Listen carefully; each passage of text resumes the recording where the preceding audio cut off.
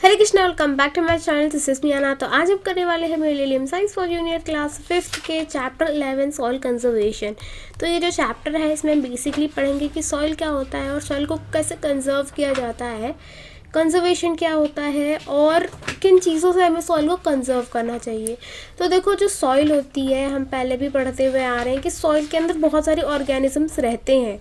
ठीक है, सॉइल बहुत सारे ऑर्गेनिजम्स को कंटेन करके रखती है जो हमारे सॉइल की फर्टिलिटी को भी बना के रखते हैं, जो ऑर्गेनिजम्स होते हैं वो।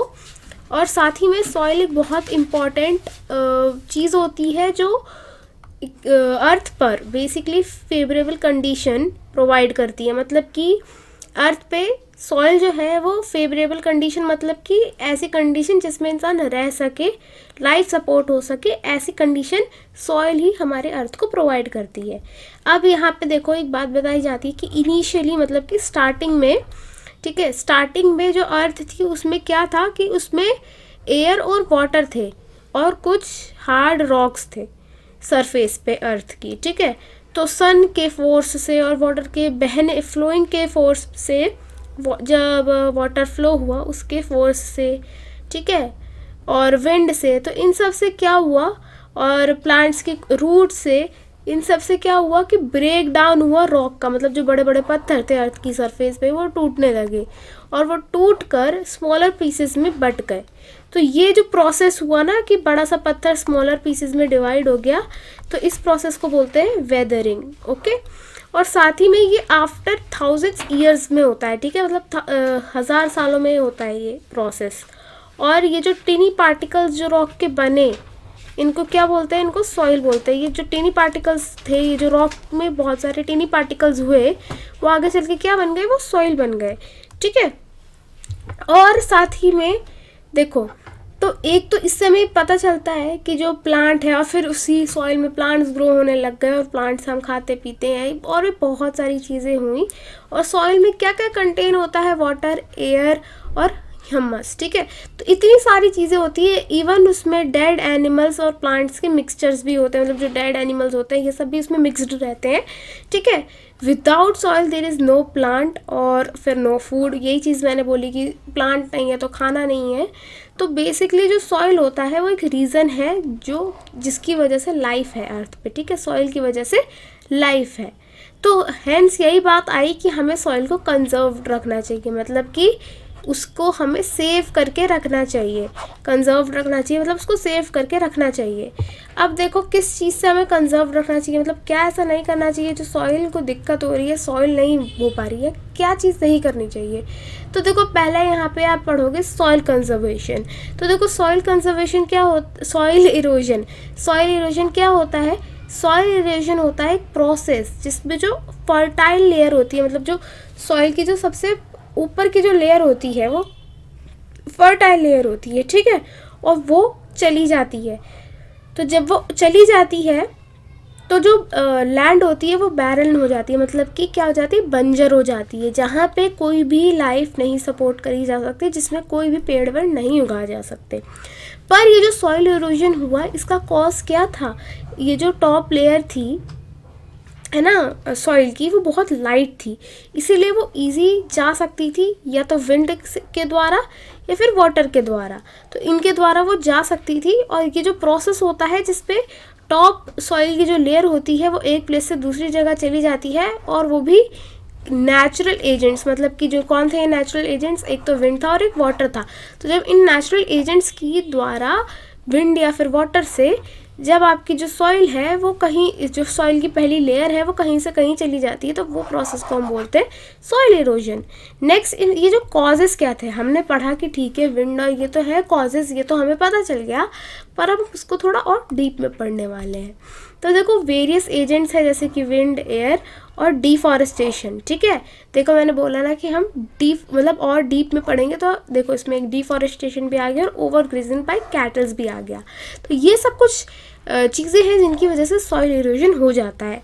देखो, अब जो टॉप सॉइल की जो लेयर होती है, ये वाली जो टॉप लेयर है, ये टॉप लेयर, ठीक है, ये कैसे जाती है? देखो, अगर इसको जो प्लांट्स जहाँ पे लगे होते हैं, तो प्लांट्स की जो रूट होती है वो क्या होती है, सॉइल की जो टॉप लेयर होती है उसको पकड़ के रखते हैं, है ना। तो वो नहीं जा पाती अगर, और जहाँ पे ये प्लांट नहीं होते, ठीक है, वहाँ की जो सॉइल हल्की लूज रहती है, ठीक है, वो तो फ्री रहती है, तो वो ऊपर से ही वो वाटर और विंड के द्वारा चली जाती है। तो अब हम उनको थोड़ा डिटेल में पढ़ते हैं। तो सबसे पहला एजेंट जो है, या सबसे पहला जो रीज़न है वो है विंड। तो देखो, आप एक पीस ऑफ पेपर लो, ठीक है, उसके ऊपर सॉइल या फिर सैंड रख दो और फिर हवा चलेगी। तो आप देखोगे कि जो सैंड है ना, वो इधर या तो बिखर जाएगी या फिर कहीं उड़ जाएगी, मतलब स्प्रेड आउट हो जाएगी, वो उधर उधर उड़ जाएगी। तो स्ट्रॉन्ग विंड जो है वो ऊपर की जो लेयर होती है सॉइल की, वो उसे उड़ा ले जाती है। तो इस एक्सपेरिमेंट से हमें पता चलता है, या तो देखो आप फूंक मारोगे तो ऊपर की जो लेयर है वो इधर उधर उड़ के आ जाएगी ना, तो ऊपर की जो फर्टाइल लेयर होती है वो उड़कर बिखर जाती है और चली जाती है, एक जगह से दूसरी जगह चली जाती है। तो इस टाइप से हमें पता चलता है कि विंड जो है वो एक एजेंट है। नेक्स्ट यहाँ पे देखते हैं वाटर। तो देखो, रिवर्स हम लोगों को पता है, या फिर बारिश होती है तो रिवर्स से और बारिश से हमें वाटर मिलता है, और इसी से सॉइल इरोजन भी हो जाता है। कैसे? अब देखो, जब पानी बह के आता है इधर से ऐसे ऐसे, तो ये कहाँ से आता है, किस एरिया से आता है? मेनली हिल से आता है ना वाटर, तो जो रिवर्स का जो वाटर होता है, और सॉइल इरोजन भी वहीं पे कॉमन है, क्योंकि वहाँ से जो रेन होती है या फिर हिली एरियाज पे रेन होती है, वहीं पे से रिवर निकल के आती है। तो वहाँ से जो क्या होता है, जब ऐसे नदी बह के आती है तो वो यहाँ की जो फर्टाइल जो सॉइल है, ठीक है, लेयर है, उसको अपने साथ बहा के ले जाती है, काफ़ी फ्लो में आती है क्योंकि वो, ठीक है। और इसीलिए यहाँ की जो थोड़ा यहाँ पे कल्टीवेशन का भी डिफ़िकल्ट हो जाता है, क्योंकि एक तो रनिंग वाटर आता है, तो वो यहाँ से जो मिनरल्स हैं और जो भी चीज़ें हैं उनको निकाल के ले जाता है, ठीक है, और फिर वो काफ़ी टाइम लगता है वापस से वही फर्टाइल सॉइल को आने में। नेक्स्ट यहाँ पे देखते हैं डिफॉरेस्टेशन। तो हमने जैसे भी पढ़ा कि जो प्लांट्स होते हैं वो उसको पकड़ के रखते हैं रूट्स को, ऐसे ही अब देखो ह्यूमन एक्टिविटीज़ भी एक टाइप का एजेंट है जिससे हमारी सॉइल इरोजन होती है। तो देखो, ह्यूमन ने काफ़ी फॉरेस्ट को क्लियर कर दिया है, किस चीज़ के लिए? क्रॉप ग्रो करने के लिए, ठीक है। इवन इंक्रीज़ हो रही है पॉपुलेशन, तो हाउसेस को बिल्ड करने के लिए, ठीक है, इंडस्ट्रीज़ को बनाने के लिए, तो इनके लिए हम पेड़ काट देते हैं यूजुअली, और यही गलती होती है। और क्योंकि हमें लार्ज स्पेस चाहिए, एक दो पेड़ गिरा देंगे तो कौन सा इतना हमारे पे आ जाएगा कि हम उसमें घर बना लेंगे, है ना। तो हमें लार्ज स्केल पे, जब हम cutting down of trees on large scale, ठीक है, तो ये हो गया डिफॉरेस्टेशन। और इससे क्या होता है कि अब ट्री काट दिया तो उससे फिर वही कि रूट्स में छोड़ दिया पेड़ को, लैंड को, और फिर लैंड हो गई आवारा करने। मतलब देखो, अब आप देखो, एक एग्जांपल ले लो, ठीक है, आप अपनी मम्मी, जब आपकी मम्मी आपको पकड़ के रखती है, ध्यान रखती है आपका, ठीक है, तो आप कंट्रोल में रहते हो, आप भागते नहीं हो आवारागर्दी करने। आवारागर्दी से मेरा मतलब है कि आप ऐसे भागते नहीं हो, आप कंट्रोल में रहते हो कि नहीं भाई मम्मी डांटेगी मम्मी, पर जो मम्मी ने छूट दे दी फिर तो आप भाग जाओगे, आप खेलोगे दिन भर, है ना। तो अब तो ऐसे बच्चे समझदार हो गए, पर पहले जब, तो आप भागोगे, आप खेलने का आपका मन करेगा, तो एक टाइप का यही आपकी सॉइल इरोजन हो गई, मतलब आप चले गए, ठीक है, तो सॉइल इधर से उधर चली गई। तो आप समझ सकते हो। देखो, अब जैसे जो फार्मर्स होते हैं, ठीक है, उन्हें भी क्रॉप्स को ग्रो करना होता है, तो वो जब वो क्रॉप्स को ग्रो कर देते हैं और वो जब ज़मीन को खाली करते हैं, तो भी जो सॉइल होती है वो लूज़ हो जाती है, तो ईजिली वो कैरीड अवे हो जाती है, या तो विंड या फिर वाटर के द्वारा। और देखो, after harvesting crop the soil remain barren for some time. वही कि जब वो हार्वेस्ट कर लेते हैं, क्रॉप को काट वाट लेते हैं, तो वो लैंड को थोड़ी देर के लिए छोड़ देते हैं, तो उसी में ये सब हो जाता है, सॉइल इरोजन हो जाता है। दुर्घटना, वो नज़र हटी तो दुर्घटना घटी।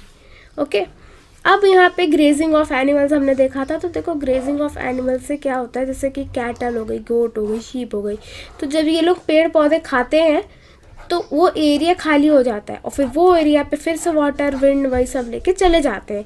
तो बेसिकली अगर प्लांट की जो जड़ें हैं वो सॉइल को पकड़ के रखेंगी तो सॉइल कहीं नहीं भागेगी, है ना। तो उस टाइप का सीन है यहाँ पे। अब देखो हमें इन सबसे सॉइल को कैसे कंजर्व करना है, जो बेसिकली जो हमें जानने आए थे हम इस चैप्टर में। देखो, to conserve soil it means to protect it from erosion. किससे कंजर्व करना है हमें? इरोजन से। किसको? सॉइल को।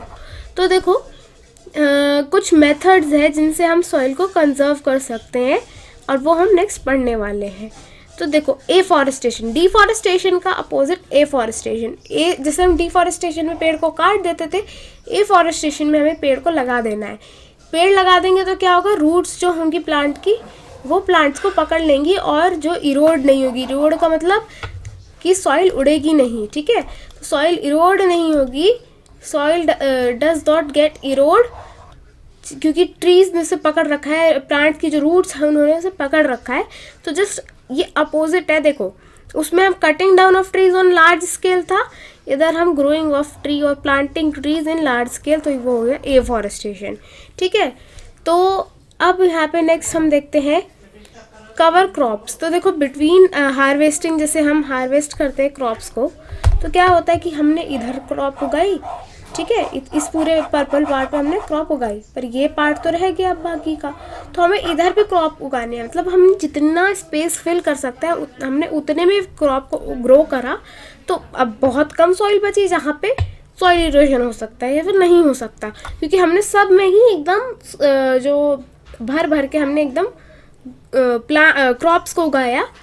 और देखो, आजकल तो क्रॉप पैटर्निंग और भी आप आगे पढ़ोगे तो आपको पता चलेगा कि इधर दूसरी क्रॉप उगाई, इधर दूसरी क्रॉप उगाई, फिर ये वाली क्रॉप वापस से इधर उगाई, फिर ये वाली क्रॉप वापस से इधर उगाई। तो ऐसे करके क्रॉप पैटर्निंग हो जाती है। तो इससे एक तो क्रॉप की वैरायटी बढ़ गई, एक बारी में दो क्रॉप्स ग्रो हो गई, 2 वैरायटी की क्रॉप्स ग्रो हो गई, और साथ ही में टाइम भी बच गया और सॉइल भी बच गई आपकी। Next, terrace farming. तो देखो, हमने ऊपर पढ़ा था कि हिली एरियाज़ में कैसे पानी बह बह कर गड़बड़ हो जाती है, वहाँ पे सॉइल इरोजन हो जाती है, ठीक है। तो इसी तरह से हिल जो होते हैं उनको ऐसे ऐसे कट डाउन करा जाता है और यहाँ पे क्रॉप्स को ग्रो करा जाता है कि जितना स्पेस यूटिलाइज करा जा सकता है, जितना सॉइल को बचा सकता है, हमने उतना यहाँ पे करा है, ठीक है। नेक्स्ट यहाँ पे देखते हैं फेंस। अब देखो, इन प्लेन्स, मतलब कि जो प्लेन जगह है जैसे यूपी, ठीक है, तो ये सब जो ऐसे प्लेन्स जगह हैं वहाँ पे जो फार्मर्स होते हैं वो, अब यहाँ पे तो आप क्रॉप ग्रो कर रहे हो, बाकी का फिर से इधर एरिया बच रहा है, तो उधर आपने क्या करा? हमने फेंसिंग करी, वो भी किसकी? हमने फेंसिंग करी पेड़ों की। तो उससे क्या हुआ कि सॉइल इरोजन नहीं हुआ। उससे क्या हुआ? It prevents the washing away of. देखो, अब हम पेड़ में पानी डाल रहे हैं, इधर हमने क्रॉप में भी पानी डाला, तो क्या हुआ? उससे वॉश नहीं हुई सॉइल, क्योंकि हमने फेंसिंग करी हुई थी और वो वहीं रही। ओके, नेक्स्ट यहाँ पे देखते हैं शेल्टर बेल्ट। तो देखो, यहाँ पे क्या होता है कि cover the plants and the trees around the field, also known as the, वही फेंसिंग टाइप का ये भी होता है। इसमें भी हम इधर से इधर प्लांट ट्री उगा कर ही हम एकदम बाउंड्री सी बनाते हैं, बेल्ट सी बनाते हैं, ठीक है। अब एम्ब्लैंकमेंट। तो ये देखो, ये एक हम बहुत बिग और स्ट्रॉन्ग स्ट्रक्चर बनाते हैं रिवर्स के बैंक पे, ठीक है, जो प्रोटेक्ट करते हैं फ्लड से, और साथ ही में ये सॉइल इरोजन को भी प्रोटेक्ट करते हैं, ठीक है। इससे सॉइल फर्टिलिटी भी बनती है, मतलब कि हम साइड में भी यहाँ पे क्या करते हैं? पेड़ लगा देते हैं, ठीक है, हल्की हल्की सी ग्रास उगा देते हैं। तो इससे क्या होता है? सॉइल फर्टिलिटी भी मेंटेन होती है और साथ ही में बाढ़ आने में भी हम बच जाता है हमारा। नेक्स्ट, सॉइल पॉल्यूशन से भी हमारा बहुत सॉइल इरोजन होता है और सॉइल ख़राब हो जाती है। देखो, सॉइल बेसिक हमारा है, हमने पढ़ा कि अर्थ पे लाइफ इसी वजह से, सॉइल की वजह से है। और अगर हमें बचाने हैं हमें बचानी है इसकी क्वालिटी को डिग्रेड होने से। डिग्रेड का मतलब कि उसको गिरने से, इसकी क्वालिटी को गिरने से हमें बचाना है।